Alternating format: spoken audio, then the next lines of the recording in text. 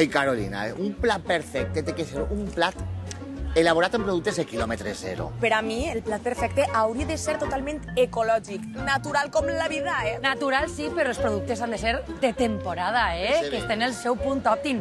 A punt. Mira que sabeu estres i mira que vos vull, que en tot el que m'heu dit me'n vaig a buscar el plat perfecte.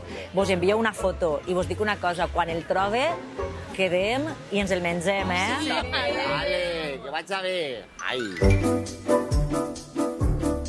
Santi, ahí estàs tot enfaenat, rascant. És que en el camp sempre teniu coses a fer, Sempre. Volem trobar el plat perfecte. I clar, jo dic, per a trobar-lo, primer que res, haurem d'anar al camp. Muy importante que la materia prima sea de calidad. Hacemos agricultura ecológica y aquí pues, no se usa pesticida. El abonado lo hacemos nosotros aquí mismo. Es un trabajo muy artesanal. És important una bona llavor. Todos los años guardamos variedades y esto, por ejemplo, es una variedad antigua de garrofó. Este, por ejemplo, es un maíz blanco de México.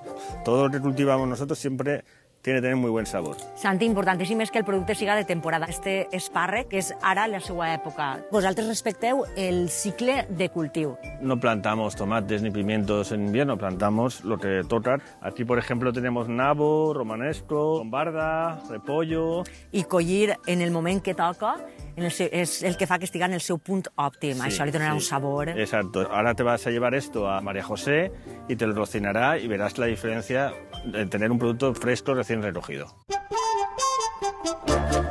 Ja estic així. Hey, Carolina, ¿ya me has traído los espárragos de Santi? De Santi, preciosos.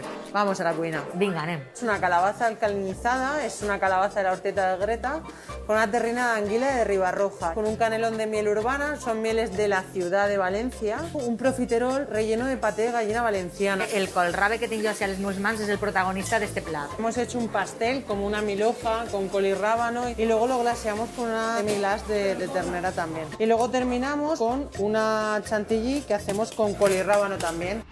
Sí, David, tu també per així. Què tal? Com estem? Bé, que estrany no veure't en el camp i veure't així. Nosaltres estem buscant avui el plat perfecte i, clar, el fan llauradors i llauradores i també la part gastronòmica. I tot això resulta que també forma part d'un projecte. Clar que sí, és un projecte d'Interpreta Natura en el que subvenciona la Conselleria i el que està tratant de fer és les llavors de sempre, els nostres productes de sempre, posar-los en valor en restaurants punteros, tratant de, des de l'agroecologia, defendre el que són els nostres sabors. I he vist per ahí el teu garrofó, Nosaltres som impulsors de les varietats tradicionals des de sempre.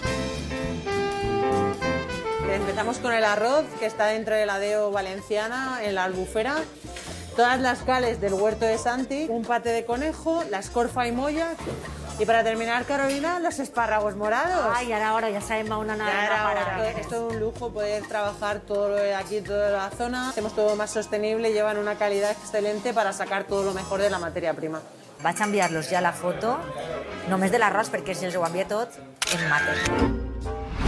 Caram! Se me fa la boca aigua, que bo. Quina pinta! El que hem après avui és que no hi ha un plat perfecte, sinó que hi ha molts plats perfectes de proximitat, de temporada, i que tenen moltes altres característiques que hem contat avui en aquest reportatge i fan que siguin perfectes. Que bo!